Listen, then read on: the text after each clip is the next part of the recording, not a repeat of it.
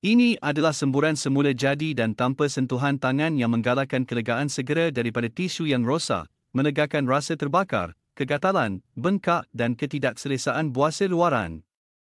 Semburan ini juga boleh mencegah buasir dan rekahan.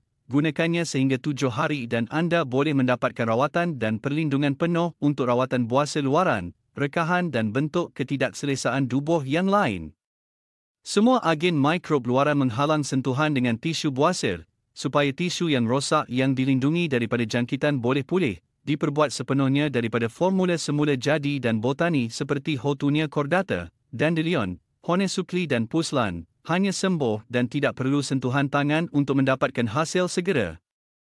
Bersihkan dan keringkan kawasan dubur. Sembuh 2-3 kali pada buasir, elakkan pencemaran dengan kawasan genital. Selepas semburan, tunggu selama 1-2 minit dalam posisi duduk seperti yang disyorkan. Selepas menunggu selama 1-2 minit, anda boleh memakai seluar dalam anda.